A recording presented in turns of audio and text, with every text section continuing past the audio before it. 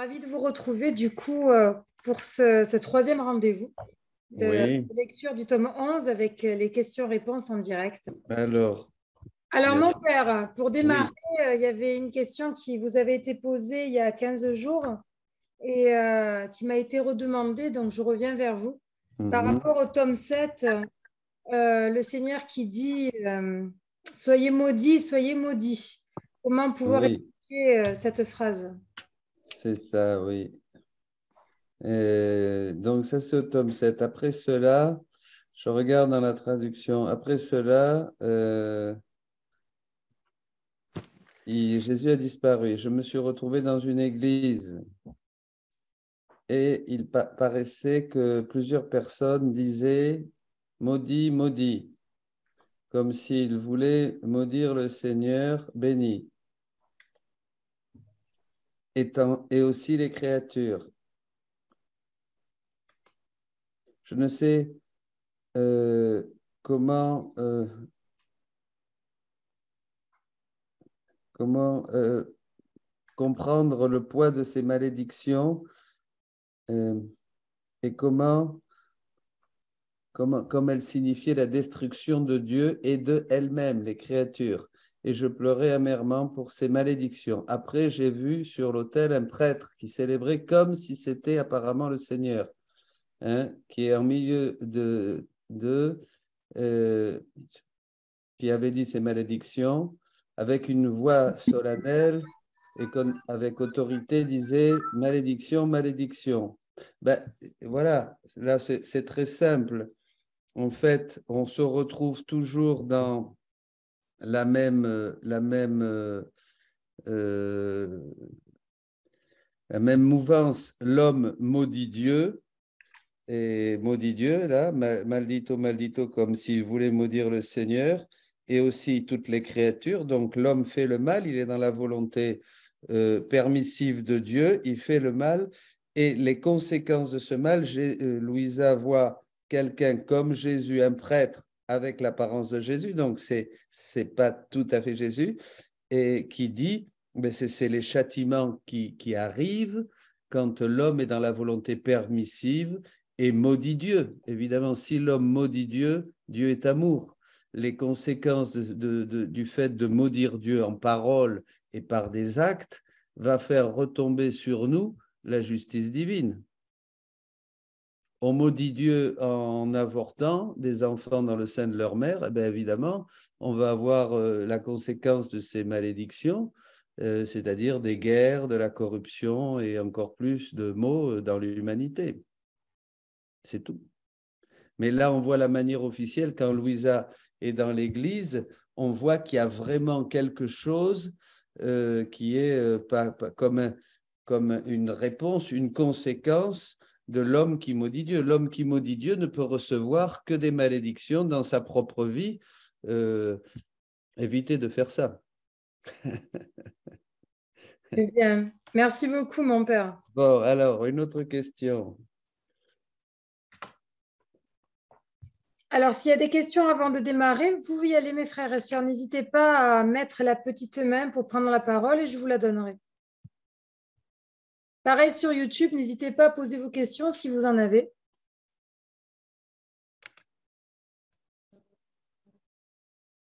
Bon, c'est bien, c'est formidable, tout est clair. Ma doctrine est la plus pure, dit Jésus. Elle est pure comme le cristal. Ma doctrine, la doctrine de la divine volonté, est si pure. Formidable. Hein. Alors, il y a Jacques Lefebvre qui veut poser une question. Tu peux y aller, mon frère. Jacques, Bonjour, mon père. J'ai parlé à un prêtre à un moment donné de la divine volonté, puis il m'a dit qu'il y avait des dérives théologiques. Est-ce que vous pouvez m'en dire plus long sur ça comme tel? oui, non, il y a pas de dérive théologique. Si on s'en tient à la lettre de l'évêque du mois de mars dernier, il dit bien qu'il y a des choses qui sont équivoques, c'est-à-dire qui peuvent être bien ou mal. Il n'y a pas de doctrine d'erreur théologique dans les écrits de Louisa, il dit bien clairement. Ça peut être mal interprété. Et c'est là où il y a des erreurs théologiques. C'est des personnes qui interprètent mal, hein, ou qui se trompent, ben, bon, c'est normal. Hein. Alors, non, ça c'est un premier point important. Hein. Donc l'évêque a clairement dit ça. Et après, le vicaire général du diocèse, donc où est Louisa, où était, c'est-à-dire Corato, eh bien, parle des points qui sont difficiles, hein, comme disait aussi l'évêque, Monseigneur dit Assumption, je me rappelle, j'ai oublié son prénom, dit bien que c'est des questions par rapport aux deux volontés. C'est pas encore très, il faut encore travailler pour bien comprendre Louisa, à la souffrance et un autre point théologique. Voyez, mais les écrits sont justes, mais c'est nous qui devons faire la synthèse et travailler. Pensez que le concile de Chalcédoine en 450 a bien mis en place, après plus de 3 siècles, que Jésus était vrai Dieu et vrai homme. Il a fallu quand même 3 siècles et demi. Hein, l'Immaculée Conception, eh bien, saint Thomas n'y croyait pas. Il a fallu attendre 1800 et quelques. Okay. Bon, donc voilà, il y a des points, mais l'évêque dit que malgré ces points équivoques, il n'y a pas de ça a été déjà revu, révisé, voilà. C'est. Merci.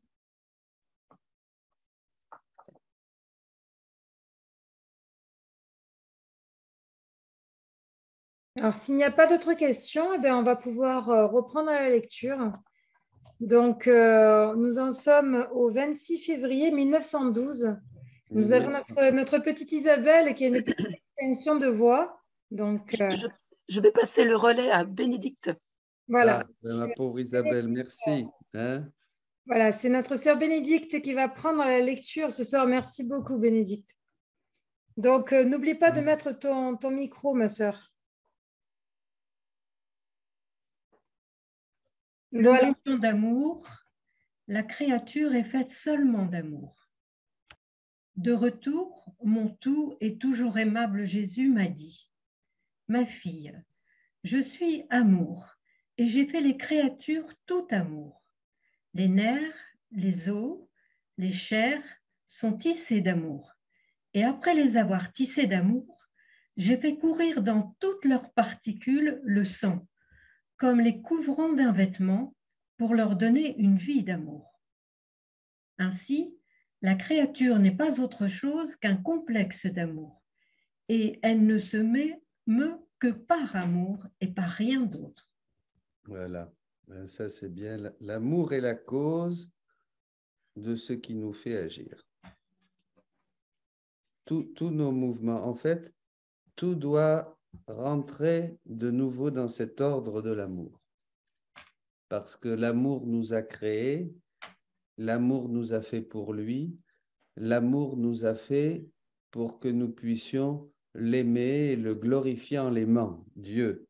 Hein, donc tout en nous, le problème, ça va être notre volonté qui va se détourner de sa finalité, Dieu, au profit des créatures, au profit des sens. Voilà. Et dans l'homme, pareil, mais même ça reste quand même en nous parce que, vous voyez, même les choses qui ne sont pas un bien, qui sont un mal, on va être quand même attiré.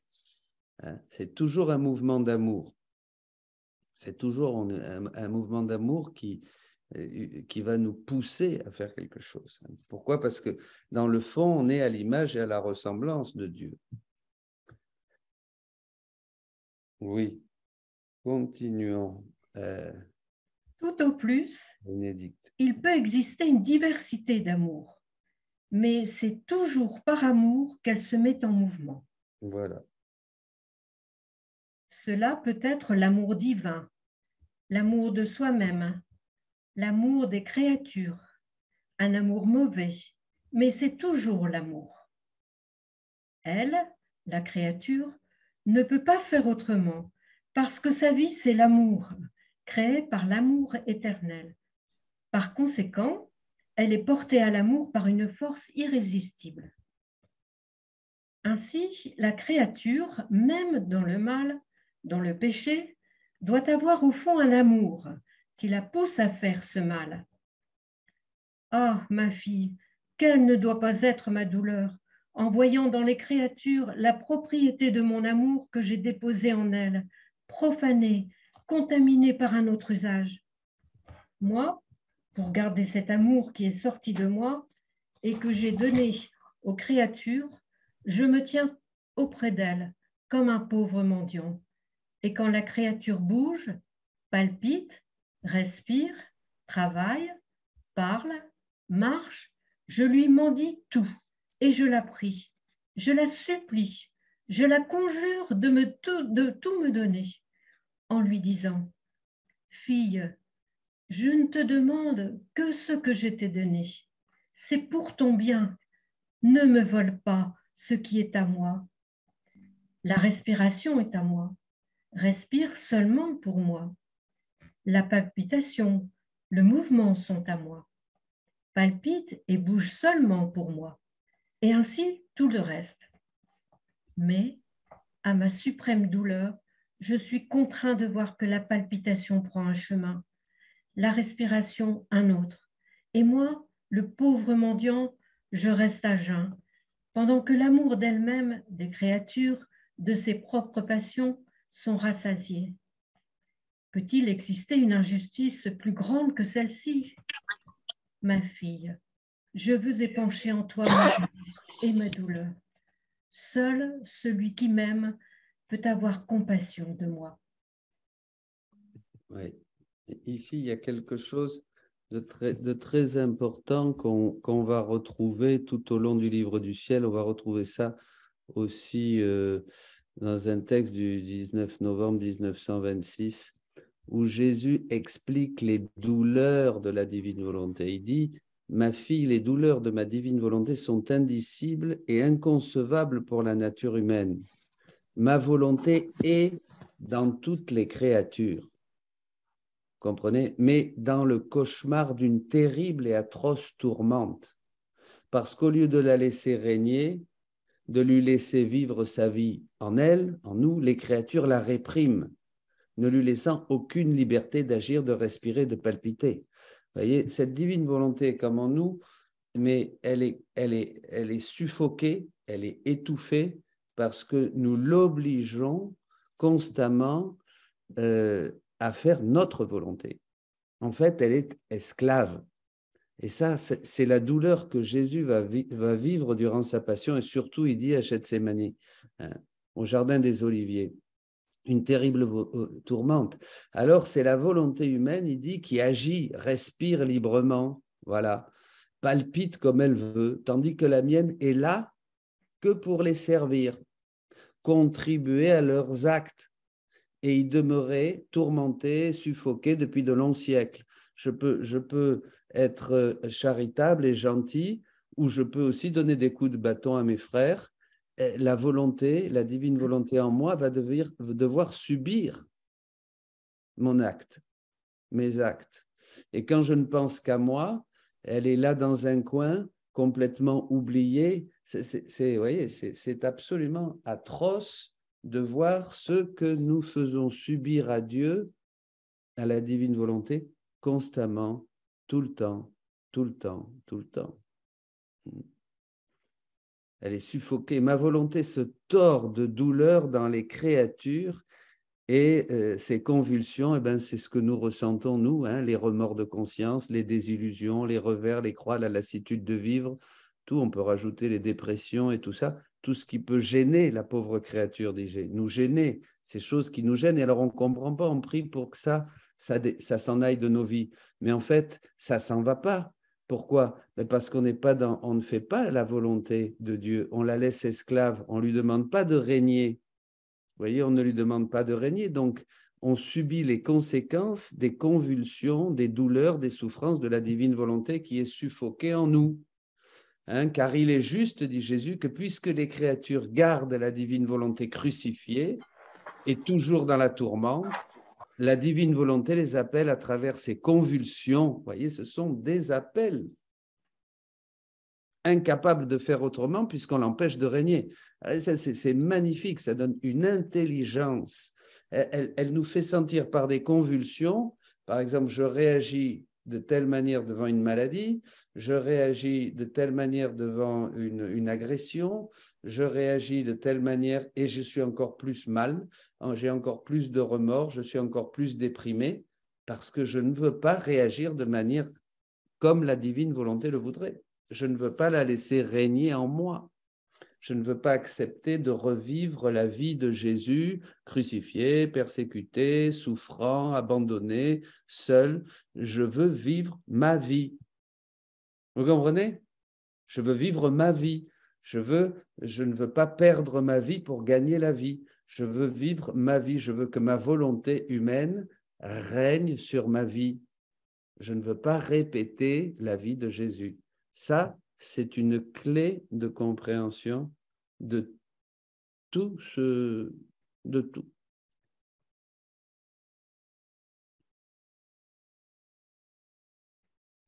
C'est énorme, je crois qu'il va falloir laisser descendre. Eh oui, il faut laisser descendre là. Hein, ça, c'est... Voilà, vous pouvez méditer ces textes. Alors bon, après, qui sait, Jésus dit, qui sait si en rentrant en elle-même et en voyant le malheur que leur mauvaise volonté leur apporte, les créatures n'accorderaient pas un peu de répit à son tourment, hein, à ce tourment de la divine volonté en nous. Il faut bien comprendre, on veut vivre dans la divine volonté, mais attention, vivre dans la divine volonté, c'est s'occuper de Jésus. C'est plus s'occuper de nous. Et on n'est plus comme avant, c'est plus aller au groupe de prière pour que les frères et sœurs me consolent, que je puisse partager ma peine et puis qu'ils me consolent. Bon, c'est bien, hein, je ne veux pas dire qu'il ne faut pas le faire, mais ce n'est pas ça vivre dans la divine volonté. Ce n'est pas aller voir le père ou la frère ou la sœur charismatique pour qu'il m'impose les mains et puis que je me sente mieux de mon angoisse. Ce n'est pas ça vivre dans la divine volonté. La divine volonté, on ne s'occupe plus de soi-même, on s'occupe de Jésus, parce que celui qui souffre, c'est Jésus. C'est Jésus qui souffre là en nous. Vous voyez, l'anthropologie qu'il y a derrière, ben c'est énorme. Ça change toute notre vision du christianisme.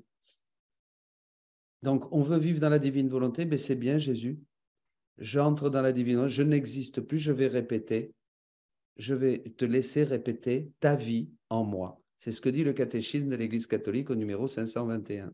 Mon père, il y a Jacqueline et Philippe qui veulent poser une question. Donc, mon frère, remets ton micro. Oui. Vous m'entendez? Oui. Oui. Et voilà, on a écouté votre enseignement, je crois que c'était hier, il n'y a pas longtemps, où ça m'a fort touché justement le fait de savoir que lorsque nous voulons prendre toute la place avec notre volonté propre, eh bien, la divine volonté est tellement écrasée qu'à un moment, cet amour se transforme en justice et doit exploser en châtiment. Évidemment. Et c'est ça qui fait qu'au fond, l'amour n'a plus de place, mais cette force d'amour de Jésus, de la divine volonté qui est réprimée par nous, par notre corps, doit trouver quelque part un exutoire. Exactement. Et comme il ne s'est plus manifesté par l'amour, il explose en châtiment. C'était pour moi une belle explication de cette nécessité des châtiments dû au fait que nous prenons toute la place. Exactement. Et oui, ça retombe.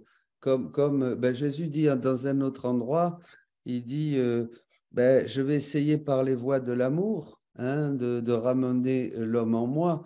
Hein, je l'explique dans un texte, dans un enseignement qui s'appelle la bombe, un des derniers, la bombe explosive. La divine volonté voudrait pouvoir régner en moi, exploser dans tous mes actes et enrichir tous mes actes de tous les attributs de Dieu, l'amour, la beauté, la douceur, la tendresse et tout ça. Elle est là, elle veut exploser en nous parce qu'elle veut se déployer en nous dans un mode triomphant. Si je ne la laisse pas régner en moi, elle va exploser de toute manière, mais dans un mode de douleur, dans un mode de châtiment. Parce que le but, de toute manière, la finalité, c'est que je revienne. On ne vous entend plus là. Hein, et ça, Jésus dit, alors ça, oui, Jésus dit ça dans un autre passage, il dit, Oui, ma fille, tu dois savoir que ma divine volonté opère de deux manières. L'une volontaire et voulue et l'autre permissive.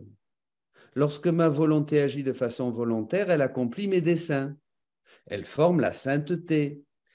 Et la créature qui reçoit cet acte volontaire de ma volonté, cette volonté voulue, l'obtient et entourée de lumière, de grâce, avec des aides et tout ça. Voilà. Rien ne doit manquer à la créature fortunée pour pouvoir remplir cet acte volontaire de ma volonté. Mais si on n'accepte pas, ça, elle va agir sous forme de châtiment. Comprenez? C'est ça, ma volonté agit de deux manières, un mode voulu et un mode permissif. Si on ne la laisse pas triompher, elle triomphera de toute manière, mais à travers les châtiments. Et c'est ce qui se passe actuellement dans le monde. Voilà. On voit. Voilà, c'est exactement ce qui se passe actuellement parce que l'humanité est massivement entrée dans l'air, dans l'ère de la volonté permissive. Il y a trop peu de gens qui font la volonté voulue de Dieu, donc la nature, les nations, tout en subit les conséquences. On est en train de se détruire. Mon père, vous avez une question sur YouTube de Alma qui Oui. dit les choses m'attaquent de l'intérieur. J'essaie de laisser vivre la divine volonté, mais c'est tellement dur. Et parfois, je me sens brisée par la lutte pour laisser Jésus vivre en moi. Suis-je sur le bon chemin? Ben, je crois, oui. Je crois que, Alma, vous êtes sur le bon chemin. Évidemment, comme disait déjà Jésus à Gemma Galgani, si ce n'était pas la croix, si c'était pas la croix, la croix ne nous plaît jamais. Donc, on vit ces moments qui nous brisent de solitude, de maladie, de persécution, voilà, où Jésus, justement, nous dit « Alors, tu m'aimes ?» Voyez. Donc, il faut la laisser régner. Mais si on donne son fiat, voilà, Seigneur, ben, comme Jésus a vécu ça, tout ce que nous pouvons vivre, Jésus l'a vécu. Jésus a tout vécu, toutes nos souffrances, et il les souffre avec nous. Et nos souffrances, votre souffrance, Jésus la souffre. Alors, lui dire, ben voilà, je te laisse régner, Jésus. Je prends cette souffrance, c'est plus la vôtre, c'est la souffrance. C'est Jésus qui vous donne la grâce de répéter cette souffrance en vous. Pensez la vie dans la divine volonté, quand je vous disais qu'on s'occupe de Jésus, c'est-à-dire qu'on laisse Jésus répéter sa vie en nous. En fait, elle demande, même si cela, parce qu'elle se sent attaquée en fait, par des mauvaises pensées de haine, de jalousie envers les autres, elle en souffle terriblement et elle se demande si elle est donc sur le bon chemin et si c'est Jésus qui vit cela en elle. Oui, c'est-à-dire qu'à partir du moment où vous avez l'intention de vivre dans la divine volonté, eh bien, vous entrez dans cette divine volonté et alors, au lieu de réagir humainement, on l'a vu dans le chapitre précédent, 3, je crois, du livre 11, vous allez vous mettre, Alma, sous le rayon du tempérament, de l'attribut de Jésus qui correspond. Voilà, vous avez une pensée de haine, eh bien, vous fusionnez en Jésus, vous vous fondez en Jésus, il nous dit, et là, vous allez prendre eh bien, le tempérament de Jésus. Dans la divine volonté, vous allez vivre les états de Jésus, les mystères de Jésus. Donc, vous allez prendre vous allez vous mettre comme sous une douche, sous le rayon de la miséricorde, sous le rayon du pardon. Et ça, vous allez le faire avec votre volonté humaine. Vous voyez, c'est ça, dans la divine volonté. Jésus devait gagner, triompher avec sa volonté humaine de tout ce qu'il souffrait en expérimentant notre péché. Jésus a vécu la souffrance, la violence du psychopathe, du tueur en série, de l'orgueilleux. Il a vécu la vengeance de celui qui a été lésé, qui a été attaqué, cet esprit de vengeance et tout ça. Il a tout vécu, Jésus. Donc, vous pouvez maintenant prendre ces victoires de Jésus, les faire vôtres, voyez, et vaincre, et vous vous mettez sous le rayon de la miséricorde, de la tendresse, du pardon. C'est au chapitre, on l'a vu, le chapitre dernier. Celui qui vit dans la divine volonté, sa vie a pris fin, et celui qui vit dans la divine volonté prend le tempérament de Jésus. D'accord? Voilà, 11,6. L'âme qui vit dans la divinité perd son tempérament et acquiert le tempérament de Jésus. 24 février 1912. Il y a Françoise qui veut vous poser une question. Oui, moi j'aimerais une précision, parce que dans ce que vous dites maintenant, alors si j'ai bien compris, le Seigneur lui-même aurait ressenti ces sentiments de haine par rapport à ses frères? Ah, oui, enfin pas par rapport à ses frères, mais il a senti tous les sentiments de haine de tous les hommes de tous les temps. Quand on dit que Jésus s'est fait pécher, dit saint Paul, ça c'est quelque chose qu'on n'a pas bien compris. Vous avez ça bien expliqué dans les 24 heures de la Passion. Jésus a ressenti dans tout son être la haine, la violence de l'homicide, du vengeur, le péché, la luxure. Il a senti tout ça et il l'a vaincu avec sa volonté humaine unie à la divine volonté. Il a vécu tout ce que nous avons vécu, c'est ça, il l'a expérimenté et c'est ça qui lui a causé cette douleur et cette sueur de sang. Il a vécu en tout ce que nous avons vécu, mais pas seulement le vôtre ou le mien aujourd'hui, de tous les hommes de tous les temps. D'accord. Alors, si j'ai bien compris, j'insiste parce que c'est important. Et moi, par exemple, quand ça m'arrive, je passe mon temps, je dis, Seigneur, je te demande pardon, et où je vais prier pour la personne, c'est une personne précise. Et alors, est-ce que c'est ça qu'il faut faire ou il faut le vivre en disant, ben, Seigneur, je vis avec toi? Je n'ai pas bien compris comment il faut qu'on fasse alors, comment on s'ajuste à la divine volonté. Ben, je ne sais pas si, par exemple, j'ai un sentiment de haine, bon, ben là, je vais réparer. Je vais réparer pour mon sentiment de haine tout de suite et pour la haine que tous les hommes ont pu avoir et qui ont blessé Jésus. Je vais faire réparation, je vais prendre l'amour de Jésus et on peut faire une ronde et avec cet amour de Jésus, le sang de Jésus, je vais prendre le sang de Jésus, je vais prendre la main de Marie et je vais aller visiter tous ceux qui sont influencés par un sentiment de haine. Je vais demander à Jésus, par son sang, de transformer toutes mes pensées maintenant, qui sont peut-être des pensées un peu agressives ou jalouses. Et je vais dire à Jésus, transforme par ton sang toutes mes pensées de jalousie en pensées d'amour et tout de suite, toutes les pensées de tous les hommes qui vivent ce sentiment. Quand on a un sentiment comme ça, eh bien, il faut tout de suite réparer avec les réparations de Jésus, en prenant les sentiments de Jésus. Et il nous explique aussi, mon père, est-ce qu'on pourrait aussi dire que quand c'est des sentiments de haine qui nous attaquent, qui nous envahissent, alors que concrètement, nous, on n'en a pas, mais que ça nous vient vraiment comme une attaque, est-ce qu'on pourrait penser aussi que le Seigneur partage avec nous toutes les personnes qui pourraient penser mal, mais qui ne savent pas qu'elles doivent réparer, et que donc le Seigneur le partage avec nous, cela parce qu'il sait que nous, on va avec lui tenter de faire réparation de ce qu'on ressent, quoi. Bien sûr, oui, bien sûr. Le Seigneur peut nous faire sentir ce qu'il souffre de haine, ce que souffrent les hommes, ce qu'il ressent, et il nous le partage pour qu'avec lui, nous puissions réparer, bien sûr. Ah, ça a coupé le micro, là. Non, c'est parce que je parle à Marc pour YouTube. Ah bon, d'accord. Ça, c'est important. Et tout ça, tout cet apprentissage, nous l'avons dans le livre des 24 heures de la Passion. Oui. Moi, j'ai envie de dire quelque chose à propos de ça, Père Dominique. Oui. Il faut que j'invente une situation. Hein. Par exemple, quelqu'un m'agresse. Si quelqu'un m'agresse et que je peux développer par rapport à lui des sentiments de haine ou n'importe quel mauvais sentiment suite à l'agression, je vais tout de suite voir Jésus, comment il réagissait lui pendant sa passion. Pendant sa passion, Jésus, devant toutes les agressions, devant les coups qu'il recevait, que ce soit les crachats, les coups de pied, les cheveux tirés, là, voilà, il restait amour. Il ne s'énervait pas, il bénissait même et il priait pour la personne qui agressait.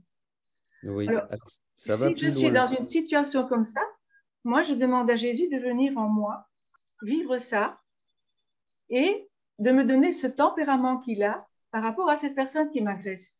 Et ça fait énormément de bien parce que je prends comment Jésus réagit lui, sa paix, son amour. je sens ça en moi, mais vraiment, je l'appelle de tout mon cœur et je sens l'amour et la paix de Jésus en moi qui rejaillit vers la personne qui m'agresse. Et ça me fait énormément du bien parce qu'alors, ça transforme mon trouble, si vous voulez, ça peut être n'importe quel trouble, dans la vertu de Jésus, qui est la patience, l'amour, etc. Voilà. Bien sûr, tout à fait ça. Et même en amont, si quelqu'un t'agresse, te fait du mal, tu dois voir que c'est Jésus qui le permet pour te donner une opportunité de partager ce qu'il vit et ce qu'il souffre. Jésus, dans les 24 heures, il disait qu'il ne voyait pas le bourreau qui lui faisait du mal. Il ne voyait que le Père qui permettait, voilà. Donc tout ce que nous vivons dans la divine volonté, mais tout, absolument tout est permis par Dieu. Une fois, tout vient du Seigneur. Il faut voir dans tout ce qui nous arrive cette main de Dieu pleine d'amour qui nous conduit. Et alors après, tu prends cet amour, comme tu dis, cet amour de Jésus, en fait, tu prends son amour et tu répares pour le bourreau qui te donne un coup de fouet, pour le voisin qui t'insulte en la sortie de chez toi, pour celui qui te fait le mal. En tout, on voit Jésus. On répète la vie de Jésus. Oui. C'est ça. Je voudrais poser une question aussi par rapport à la souffrance. Oui. Je peux le poser là ? Oui, par rapport à la souffrance. Vous avez dit que lorsqu'une personne souffre, c'est Jésus qui souffre en nous, c'est ça ? De toute manière, Jésus souffre tout ce qu'on souffre. D'accord. Et comment est-ce que ça fait une réparation par rapport à Jésus? Comment est-ce que c'est pour Jésus un soulagement? C'est-à-dire que, si on souffre, nous, Jésus souffre avec nous. Il souffre de pouvoir souffrir. Je vais prendre l'amour de Jésus, je vais prendre les souffrances de Jésus et je vais réparer avec ses propres souffrances, je vais le consoler. Et là, ça va être une réparation qui va être une consolation. Je vais lui dire que j'accepte cette souffrance comme lui l'a accepté et je l'accepte dans la divine volonté, c'est-à-dire je l'accepte avec tous les attributs de son amour, c'est-à-dire avec sa douceur, avec sa tendresse. Et voilà, je vais vraiment vivre, je vais faire plus qu'un avec Jésus. Quand on se fusionne, quand on se fond dans la divine volonté, on entre en moi, prie, mais prie comme je prie, dit Jésus à Louisa au chapitre 123 du livre 11. Prie, mais prie comme je entre en moi et tu trouveras Dieu et toutes les créatures. Donc tu trouveras Dieu. Donc j'ai une souffrance, j'entre en Jésus, je vais prier et je vais trouver Dieu et je vais avoir tous les attributs divins. Donc je vais prendre cette tendresse, je vais prendre la force aussi dans sa souffrance. Tout ça, c'est les attributs de Dieu. Je vais les faire miens et je vais les redonner à Jésus. Et ça le soulage. Et ça le soulage, ça le console. Voilà, bien sûr. Vivre dans la divine volonté, c'est donner Dieu à Dieu.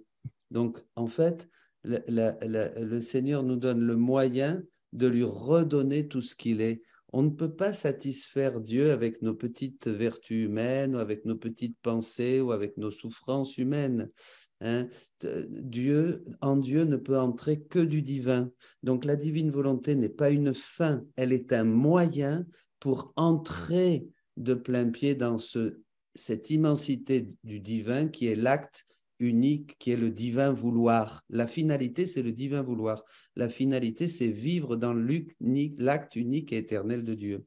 Et la divine volonté va nous donner tout ce qui est nécessaire. Merci, Père. Mon père, vous avez une autre question venant de YouTube et je remercie Marie qui l'a posée parce que c'est une question que j'ai souvent. Donc, je suis contente que vous puissiez répondre. Marie vous dit, « Cher Père, je n'ai aucune grâce sensible dans la divine volonté. Est-ce que ça montre que je ne suis pas dans la divine volonté? Je vois que tous ont des grâces sensibles. » Eh bien, réjouissez-vous beaucoup plus alors que ceux qui ont des grâces sensibles. C'est l'encens sans fumée. Jésus explique à Louisa, quand il y a de l'encens avec de la fumée, c'est les grâces sensibles, ça pique un peu les yeux, ça peut aussi piquer le nez. Lui dit piquer les yeux, moi je rajoute piquer le nez. hein. Mais quand il y a aucune grâce sensible, c'est ce qui plaît le plus au Seigneur, c'est l'encens sans fumée. Et alors là, vous verrez que ce froid que vous sentez vous consume davantage que le feu. Et Jésus, dans ce chapitre, je ne sais pas si c'est dans le 11, il dit alors qu'est-ce qui consume le plus? Le froid ou le feu? Eh bien, le froid. Le froid vous consume complètement et vous fait mourir. Vous savez, vous n'êtes pas la seule à ne pas avoir des grâces sensibles. Les grâces sensibles, c'était avant. Bon, bénissons le Seigneur. Donc, Continuez, on va courage. pouvoir continuer. Alors, continuez. Où On passe au 28 février. Ah oui. Alors là, c'est très bien. 28 février, chapitre 8, 11, 8. Les signes pour savoir si on aime uniquement le Seigneur. Ce matin, voyant mon adorable Jésus, je lui ai dit, « Dis-moi, ô mon cœur, ma vie et mon tout, comment peut-on connaître si on t'aime toi seul, ou d'autres choses, ou personnes aussi ?» Bon, alors là, on va lire la note. Là, c'est une question donc très intéressante de Louisa. Vivre dans la divine volonté, c'est voir Dieu en toutes choses. On vient de le dire. Hein. En tout, nous devons voir Jésus. Dans le prochain, aussi bien que dans un membre de notre famille. Nous devons le voir aussi dans tout ce qui est créé, dans la matière, la nature, les astres, le soleil. Tout est une création de Jésus et à travers elle, il nous aime. Il est dans tout le créé. Vous vous rappelez déjà que Saint Paul dit dans la lettre aux Romains, au premier chapitre, Dieu en effet leur a manifesté ce qu'il a d'invisible depuis la création du monde. Et tout ce qu'il y a d'invisible depuis la création du monde se laisse voir à l'intelligence à travers ses œuvres, son éternelle puissance et sa divinité, en sorte qu'ils sont inexcusables. Donc voilà, dans tout le créé, il nous donne la possibilité d'une participation à sa vie. Hein, Jésus dit que dans toutes les choses créées, il y a une valeur, un amour et un office. Vous voyez, chaque chose créée a une valeur, la valeur de l'acte créateur. Hein, si c'est une fourmi, c'est une fourmi. Si c'est un éléphant, c'est un éléphant. Le soleil, le soleil. Hein. Un amour. Hein, le soleil nous dit « je vous aime, je t'aime, dit Jésus à travers le soleil. Et ce soleil nous donne cette chaleur hein, pour notre corps. Ça, c'est très important. C'est très beau. Alors, c'est intéressant de voir que cet amour du Seigneur, il se manifeste dans toutes les choses créées, que nous prenons l'office, l'office du soleil, on va les bronzer, mais on ne va pas voir le message d'amour. L'eau, on va boire, on va se laver, mais on ne va pas voir le message de l'eau. Et toutes les choses créées sont quelque chose qui reflète un attribut divin. Voyez? Donc, on peut mettre notre je t'aime dans toutes les choses créées. Donc, tout est une création de Jésus. À travers elle, il nous aime. On est immergé, mes amis, on est immergé dans le divin. On est immergé dans ce divin qui nous entoure, la neige, le froid, le chaud, la lumière, la douceur du vent qui caresse notre visage. Jésus dit que c'est lui qui nous caresse. Hein, quand le vent caresse notre visage, l'air que nous respirons, c'est lui qui nous donne sa vie. Vous voyez ? C'est merveilleux, on est immergé dans le divin. On devrait passer comme dit Jésus, mets ton petit je t'aime dans mon grand je t'aime. Il nous dit je t'aime tout le temps, je t'aime, je t'aime, je t'aime. Mets ton petit je t'aime dans mon je t'aime pour que dans mon je t'aime, il puisse s'étendre à l'immensité, dans l'immensité de mon fiat. Vous voyez, notre je t'aime devient le je t'aime de Jésus. Et ce je t'aime, Jésus nous le donne à travers tout ce qui existe, tout ce qui respire, tout ce qui vit, le prochain, le chant de l'oiseau, le petit chien que vous avez chez vous. Il nous aime dans tout ce qui est créé, il nous donne une participation de sa vie afin que nous le reconnaissions. C'est le problème, c'est pour ça qu'on est inexcusable, dit Saint Paul, parce que nous ne reconnaissons plus Dieu dans les choses créées. Nous seulement, nous prenons l'office des choses créées, l'eau, la saveur, manger, le goût de la banane, le bon steak pour nous nourrir. On utilise les choses créées seulement pour satisfaire nos sens, mais on ne voit pas du tout l'amour de Dieu. Voyez, on est tellement éloigné de Dieu, on est tellement loin de Dieu, hein, même si on va à la messe, même si on se rapproche des sacrements et tout ça, d'accord, on a beaucoup d'actes comme ça, mais en fait, on est en chemin. Ce qu'il faut arriver à voir, c'est que Dieu se donne, se livre à nous constamment, partout, toujours, sans arrêt, à chaque instant. En lui, nous avons le mouvement, l'être et la vie, dit le livre des Actes des Apôtres. C'est lui qui nous donne cette pulsion du cœur, ces battements de cœur. Tout. Bon, donc il nous aime. À travers toutes les choses créées, il nous manifeste son amour. Il nous aime et nous redit, et nous le redit à travers toute la création. De notre côté, nous ne devons pas aimer les choses créées pour elles-mêmes, comme séparées de Dieu. Ça, c'est... On ne peut pas, même un gâteau au chocolat, on ne peut pas l'aimer séparé de Dieu. Ah, quel bon gâteau! Vous voyez, comme ça ne va pas. Ça ne va pas. Il faut sentir dans la saveur du chocolat, il faut dire ah, Dieu est bon. Dans la chaleur du soleil, Dieu est chaleur. Dans la fraîcheur du vent, Dieu est frais. Vous voyez? Eh oui, parce que dans toutes les choses créées, il y a un attribut de Dieu. Les choses créées existent d'abord en Dieu. L'orange que vous allez manger, le kiwi qui a de la saveur, il sort d'abord de Dieu, du sein de Dieu, et il existe pour nous. Dieu a tout créé pour nous. Vous comprenez? Ça, c'est magnifique. Toutes les choses créées existent d'abord en Dieu. Dieu les accouche d'une certaine manière pour nous, les hommes. Quand la parole de Dieu dit que dans toutes les choses créées, la création tout entière gémit dans les douleurs de l'enfantement. Bon, pense à toute la création qui gémit pour que l'homme prenne ce message d'amour, que l'homme prenne cet amour de Dieu qui se manifeste en nous dans toutes les choses créées. Mais vous pouvez étendre les choses créées aussi à tout ce qui a été créé par la vie de Jésus-Christ, les événements de sa vie, les mystères de sa vie aussi sont des choses créées. Il n'y a pas que la création. Tout ça, c'est créé. La vie de Jésus a été créée pour nous. Et là aussi, nous, dans la divine volonté, nous devons les accoucher. C'est-à-dire ces choses créées, la vie de Jésus, son enfance, sa naissance, sa vie de petit enfant, son baptême, sa vie de prédicateur, son agonie au jardin, sa mort sur la croix, toutes ces choses créées gémissent, comme dit Romains 8, dans les douleurs de l'enfantement et attendent que vous les preniez. Mais seuls les enfants de la divine volonté peuvent prendre ces choses qui attendent d'être accouchées. Et alors à ce moment-là, la vie de Jésus règne en nous. Et là vient son règne. Vous comprenez? Ça, c'est très important. Hein. Romains 8, il faut vraiment méditer beaucoup. Tout est là, voilà. Bon, ouais. Mon père, vous avez une question sur Internet de Raphaël qui vous dit « Mon père, j'ai du mal à comprendre les actes en suspens. Est-ce que tous nos actes faits dans la divine volonté viennent-ils des actes en suspens faits d'abord par Jésus ?»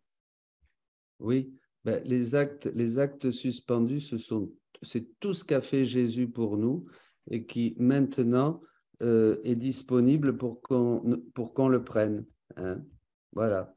Ça, il faudrait donner un thème entier sur les actes suspendus. Hein. Voilà.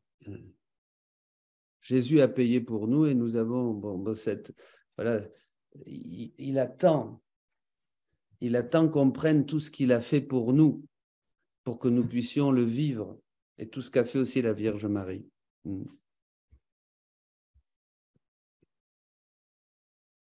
Jésus a vécu toutes nos vies. Tout est fait. Et comme dit la Bible, nous devons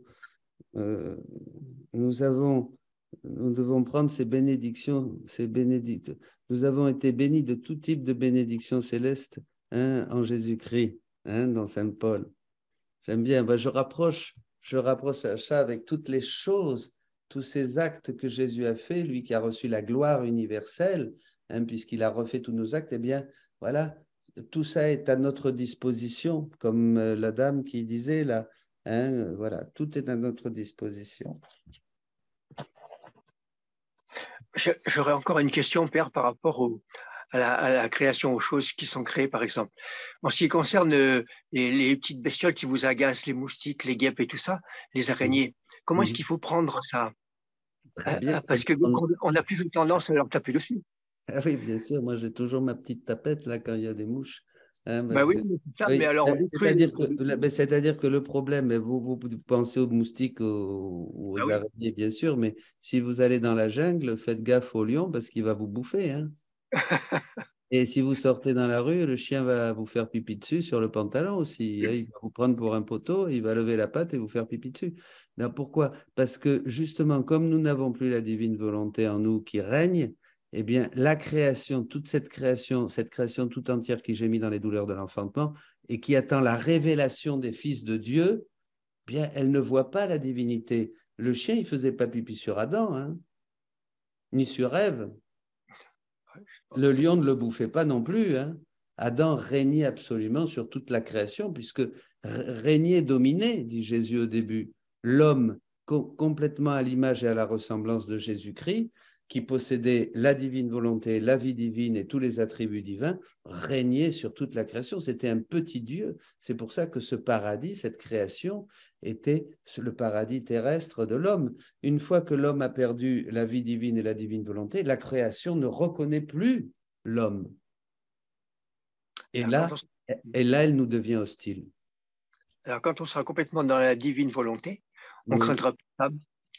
On ne craindra plus ni les moustiques, ni les lions, ni les araignées, ni rien du tout. Non, c'est pas qu'on les craindra plus, c'est qu'ils seront dociles. L'araignée viendra, comme le petit enfant, Isaïe 11 ou 12, le petit enfant mettra sa main dans le trou de la vipère, le lion et l'agneau seront ensemble et vous aurez une petite araignée sur le bout du nez qui vous sourira. D'accord. Bien, merci. Et ça sera la réconciliation. Ben oui, ça sera le règne. Hein. Alors, bon, ben voilà. Et pourtant, même l'araignée et le moustique, aujourd'hui, nous donnent un message, une valeur et un office. Vous voyez, ça nous dit quelque chose de Dieu. Oui, mais ça n'empêche pas qu'on peut leur taper dessus aussi avec la tapette pour pouvoir, Oui, parce que sinon, on se fait piquer. Hein, on est encore dans une situation normale. C'est comme dans une guerre.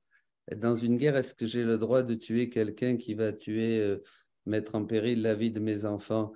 Ben, normalement, tu ne tueras pas, mais la guerre est une situation anormale. Si je dois défendre ma femme ou mon enfant qui va se faire tuer et qu'avant, je peux éviter ça, même au prix de faire perdre la vie d'un homme, on n'est pas dans une situation normale.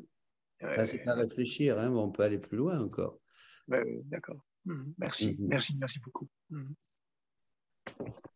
Merci, Peg.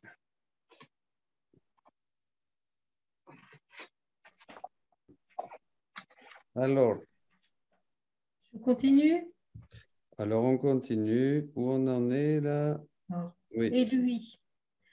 Et Jésus dit, ma fille, si l'âme est totalement remplie de moi à ras-bord, au point de déborder à l'extérieur, c'est-à-dire qu'elle ne pense, ne cherche, ne parle, n'aime que moi seule, que tout le reste semble ne pas exister pour elle, qu'au contraire, tout le reste l'ennuie, la fatigue, et que tout au plus, elle cède le rebut et la dernière place à ce qui n'est pas Dieu, comme par exemple une pensée, une parole, un acte pour une chose nécessaire à la vie naturelle.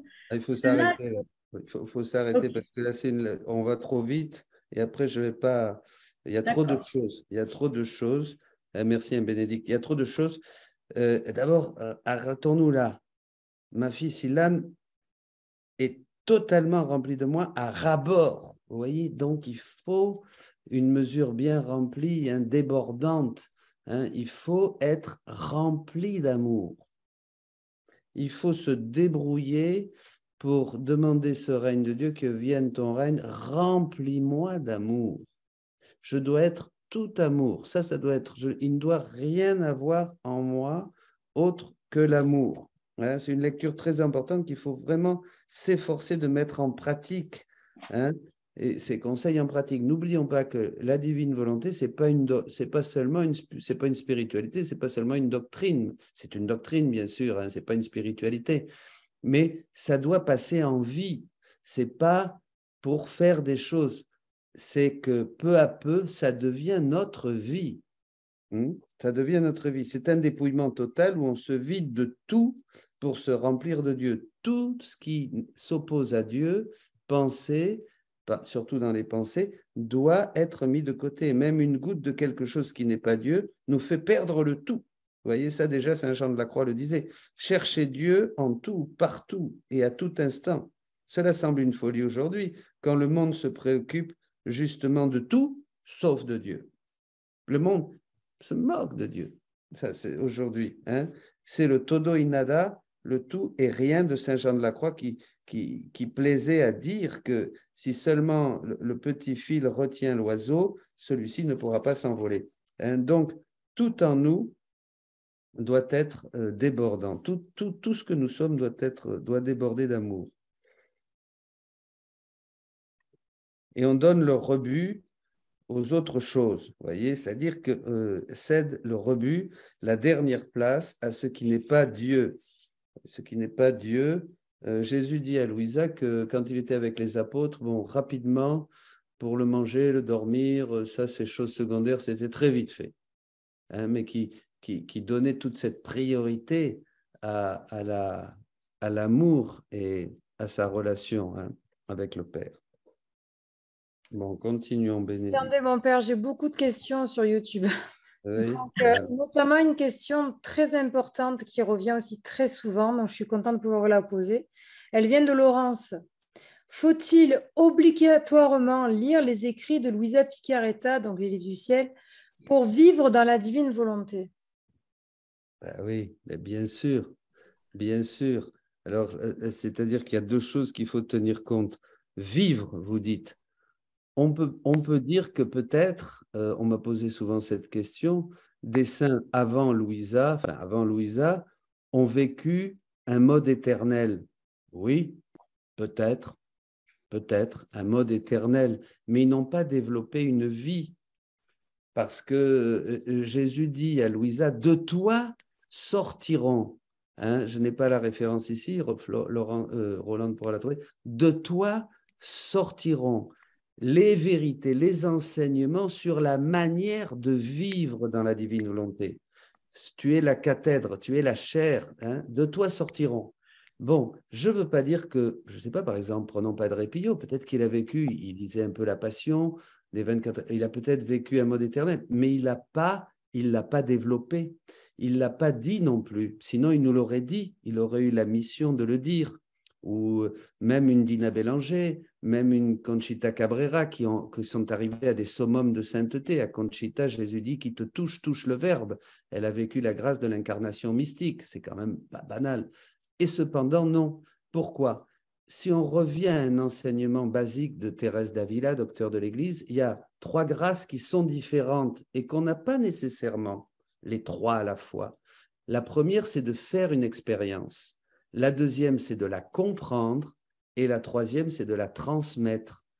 Il y a des saints qui ont fait l'expérience de Dieu, mais ils n'ont pas compris. Des théologiens ont compris. Ils ont compris un peu. Voilà. Il y en a d'autres qui ont fait l'expérience et qui ont compris. Et il y en a d'autres qui ont fait l'expérience, qui ont compris et qui ont enseigné, comme Thérèse. C'est pour ça qu'elle est docteur de l'Église. Thérèse d'Avila, par exemple, et d'autres. Bon. Mais pour revenir à ce que nous disons, de la vie dans la divine volonté, bien sûr, si d'autres saints avaient vécu dans la divine volonté, ils l'auraient expliqué. Mais Jésus dit, dans ma providence, j'ai voulu que tu sois la première. De toi sortiront les vrais enseignements. Donc, c'est vraiment Louisa qui va d'abord être la première, et surtout que Jésus lui dit, tout ce que je t'ai enseigné, tu peux chercher chez les saints, tu peux chercher dans les livres, tu ne le trouveras nulle part. Donc, il y a quand même Louisa est celle qui nous enseigne le mode, la manière de vivre dans la divine volonté. Donc, il faut connaître les enseignements. Les connaissances sont indispensables. Mais je prends un autre parallèle. Par exemple, si quelqu'un est musulman, il veut devenir chrétien, il faut lui donner la Bible.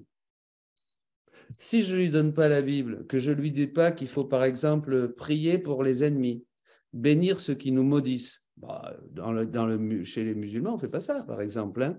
Voilà, chez les bouddhistes non plus. Si je ne lui dis pas que Jésus a une mère qui s'appelle Marie et qu'elle est mère de Dieu, que Jésus a été conçu par l'opération du Saint-Esprit. Si je ne lui dis pas que Jésus est mort sur la croix, mais que c'est Dieu qui est mort, tout ce qui est dans l'Évangile. Si je ne dis pas qu'il faut mettre, comme dit Jésus, la parole en pratique, pas être seulement un auditeur, non, il dit ça dans Saint Jacques, etc. Toutes les vérités qui sont dans le Nouveau Testament, dans les évangiles, il faut que je le donne à ce frère musulman pour qu'il mette la parole en pratique. Mettez la parole en pratique et vous vivrez, dit Isaïe. Voyez ? Donc, il faut les connaissances. D'ailleurs, avant le baptême, on va catéchiser les adultes qui veulent se faire baptiser, ça va prendre 1 an. Il y a Ramon qui veut vous poser une question, mon père. Dans la divine volonté ensuite, qu'est-ce qu'on va faire? Jésus nous a donné une certaine quantité de connaissances dans le Nouveau Testament, dans la parole de Dieu, et là, dans la divine volonté, on va avoir ces choses que Jésus ne nous a pas dit. J'ai encore beaucoup de choses à vous dire, mais pour le moment, vous ne pouviez pas les porter. Donc, le livre du ciel, ce sont ces choses que Jésus ne nous avait pas dit. Oui. Oui. Vas-y, Ramon. Je vais essayer de préciser la question de la personne précédente. Oui. Je pense qu'on peut ne pas faire référence effectivement à des saints qui auparavant auraient pu avoir la divine volonté. Je pense que c'est pas ça. Enfin, pour moi, je n'ai pas entendu la question comme ça. C'est si je n'arrive pas, pour une raison ou pour d'autres, peu importe, à lire le livre du ciel, mais si j'ai compris, entre parenthèses, le principe, c'est-à-dire si j'ai l'intention répétée, sincère, honnête, tous les jours de dire je veux vivre dans l'intention d'avoir la divine volonté, donne-moi ta divine volonté, dépossède-moi et je me dépossède de ma volonté humaine. Quelqu'un, là, je pars de ce principe-là, et d'un certain côté, mystérieusement, je n'arrive pas à accrocher à la lecture. Je ne parle pas pour mon cas, hein, mais voilà, j'essaie de préciser la question. Est-ce que, après tout, le principe, parce que souvent tu le dis, c'est simple, il suffit d'avoir l'intention. Tous les jours, je vais dire, prends toute la place en moi, je te donne ma volonté, mais par contre, je n'arrive pas à lire le livre. Bon, pour des gens qui n'arrivent pas à lire et qui peuvent être effectivement, peut-être inquiets, angoissés de ne pas pouvoir lire, alors qu'ils ont compris le principe. Merci. Ben oui, Ramon, certainement, quand même, des cas, bon, c'est possible. C'est possible. Il y a toujours quelqu'un qui peut te lire un peu, ou même seulement lire une petite ligne, comme tu disais, il suffit de vouloir. Ouais. Je ne sais pas, moi. Mais le Seigneur en parle, mon père, dans le tome, il me semble, 35, il faudrait que je retrouve, mais Oui. il le dit que dans la divinité, selon le taux de connaissance que l'âme va avoir, elle formera l'aube, ou elle formera le matin, le plein jour, le plein après-midi. Donc, je crois, Ramon, que ça va dépendre de la personne qui lit ou la personne qui ne lit pas, enfin, la compréhension qu'elle va en avoir. Ben, c'est ce qu'elle formera au ciel, l'aube, le plein jour, le plein après-midi. Ça va être selon son degré de connaissance et de compréhension, surtout de sa connaissance. Elle sera pleinement satisfaite au ciel, que ce soit un dé à coudre ou un grand vase, elle sera de toute manière satisfaite par la mesure de son désir et de son intention d'aimer Jésus. C'est sûr. Mais après, il faut savoir aussi que cette vie dans la divine volonté va se développer chez les uns et chez les autres plus ou moins vite. Jésus aussi explique ça. C'est comme un étudiant en médecine. Il y en a un qui est plus doué pour recoudre, l'autre va être plus rapide pour faire une bonne radio, par exemple, et voir là où est le problème. Hein, il y a plein, on est dans l'agir, donc et c'est ça. Et comme disait aussi Thérèse, dans la divine volonté, il y a des petites violettes, il y a des roses, et tout ça, ça forme la beauté du royaume de Dieu. Est-ce que, voilà, je voudrais dire aussi quelque chose. Je pense que pour certains qui risqueraient de mal comprendre les choses, ce n'est pas que la connaissance n'est pas indispensable, je le pense, bien sûr, Jésus le dit, mais notre compréhension de cette affirmation peut être faussée. Et j'entends que le père Iannuzzi parle du danger du gnosticisme, par lequel on penserait que des connaissances comportent un secret et qu'il faut être à la hauteur de ce secret pour pouvoir entrer dans la divine volonté. Or, il parle de la Vierge Marie qui ne connaissait pas le texte du livre du ciel et qui était pleinement dans la divine volonté, ainsi que d'autres personnes. Donc, est-ce que, par exemple, je prends certains enfants handicapés qui auraient une connaissance intérieure du message de la divine volonté sans avoir l'explicitation du texte? Est-ce que là, il n'y a pas une liberté quelque part de la divine volonté de permettre à certains de se passer du texte? Je ne sais pas, mais il me semble que la connaissance explicite d'un texte est quelque chose qui ne peut pas être abordé par tout le monde.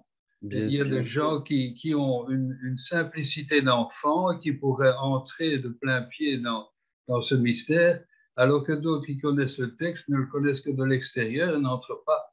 Donc là, je ne sais pas, hein, il y a quelque chose qui me pose question un petit peu. Oui, mais tout à fait. Hein. À part, bon, la Vierge Marie, c'est à part quand même. Hein. C'est un cas particulier parce que elle comprenait tout, elle vivait, elle avait la divine volonté opérante en elle dans tous ses actes.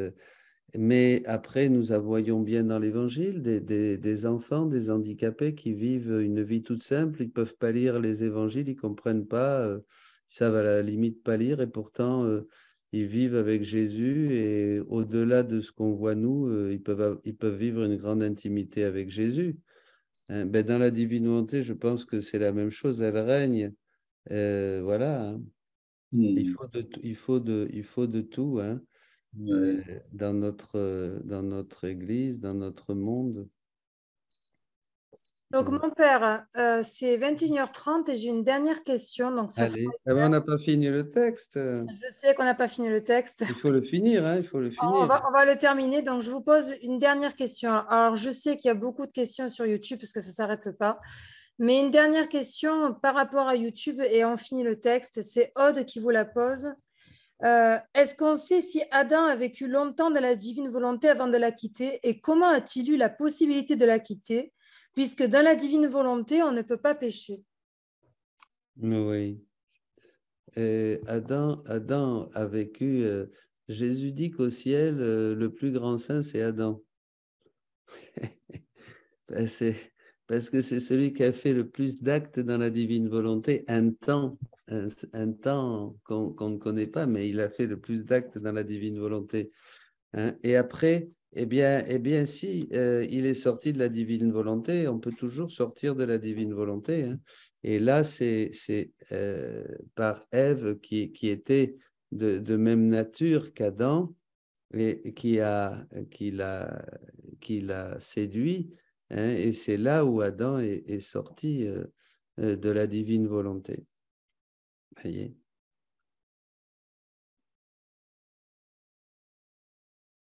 Puisque dans la divine volonté, oui, évidemment, si on reste ferme, on a toujours la liberté. Hein, on a toujours la liberté. Bien sûr, on n'est pas des marionnettes. Même dans la divine volonté, on peut tout fermer les livres et puis laisser Jésus et apostasier. Il n'y a pas de... Vous voyez, hein? Tout à fait. Il y a Cécile qui voulait poser une question. Cécile, ma sœur, mets le micro. Non, je voulais rebondir et poser une question aussi. En fait, depuis aussi qu'on lit la divine volonté ou qu'on se renseigne, il y a aussi, je lis aussi en parallèle, comme beaucoup, j'imagine, Thomas Kempis, Imitation de Jésus-Christ. Et j'ai l'impression que depuis que je le lis en écoutant vos enseignements, ça a pris une autre dimension et qu'elle est aussi sous-entendue aussi, la divine volonté, bien sûr, pas révélée à la hauteur de Luisa Picaretta, mais par exemple, à un moment, je n'ai pas sous les yeux, bien sûr, je viens de rentrer très, il y a des paragraphes qui disent aussi qu'une fois qu'on sera dedans, c'est un peu comme ce que vous disiez tout à l'heure, quoi. Et tout sera, on sera arrivé, quoi. On sera déjà arrivé au ciel et au ciel sur la terre, quoi. Et c'est peut-être pour faire le lien aussi avec, je crois que la possibilité d'être touché par des grâces et peut-être pas de tout comprendre parce que, bon, moi je suis encore vraiment au début, mais je crois qu'il y a plein de signes qui peuvent, même au-delà des livres de Louisa, bien sûr, mais des signes dans notre vie quotidienne qui sont maintenant de plus en plus forts, quoi. Ou peut-être que je les vois plus, peut-être qu'ils étaient déjà là, mais j'ai cette impression-là, quoi. Voilà. Merci. Ben oui, bien sûr, bien sûr. Il y a beaucoup de choses qui sont déjà prophétiques ou dont les auteurs des siècles passés ont eu l'intuition. Hein, on retrouve beaucoup d'intuition, et même dans l'Ancien Testament, où on retrouve beaucoup de choses qui annoncent le royaume de Dieu. Bien, on va continuer, peut terminer. Je continue. Mais si l'âme est entremêlée de plusieurs choses, maintenant elle pense à moi, maintenant à un autre, maintenant elle parle de moi, puis elle parle longuement d'autre chose, et de même pour le reste. Ça c'est important. Pardon, Bénédicte. Ça, vous vous rendez compte, là, ça nous dit, elle parle de moi, alors on parle de Jésus, puis après on va parler mal de quelqu'un. On va parler de Jésus, et puis après on va parler de choses bêtes. Vous voyez, ça, eh ben là, on n'est plus dans la divine volonté. C'est le signe qu'elle ne m'aime pas moi seule, et je ne suis pas content. Si finalement, la dernière pensée, la dernière parole, un dernier acte seulement est pour moi, c'est le signe qu'elle ne m'aime pas. Qu'elle ne m'aime pas. C'est quand même, c'est fort, hein, ça. Hein. Et c'est beau, hein. C'est beau, c'est fort. Oui. Et si elle me donne quelque chose, ce n'est rien d'autre que le rebut qu'elle me donne. Et cependant, c'est ce que fait la majorité des créatures. La majorité des créatures ne vit pas le premier commandement.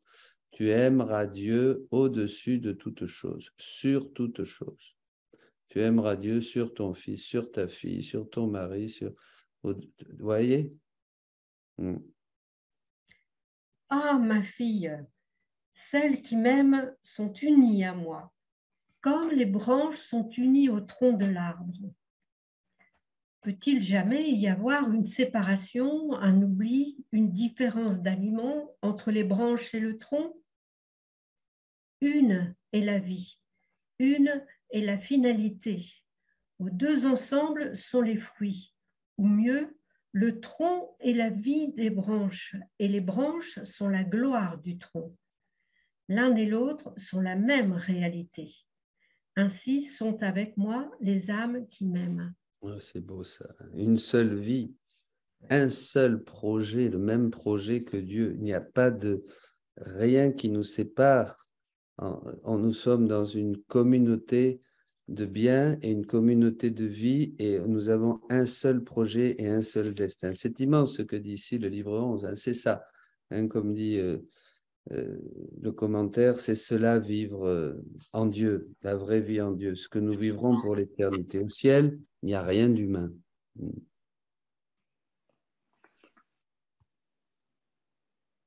Voilà. Une seule âme, un seul cœur. Oui, une seule âme, un seul cœur. C'est beau. Merci Seigneur. Merci mon Dieu.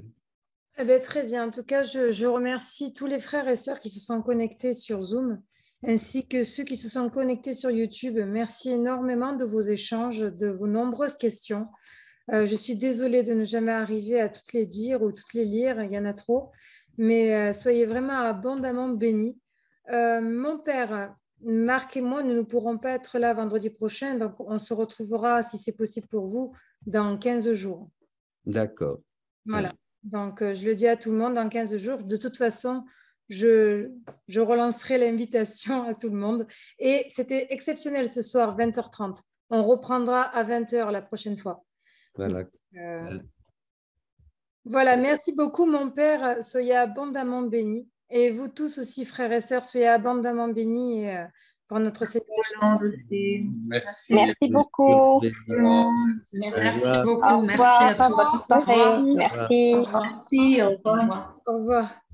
Merci, Père.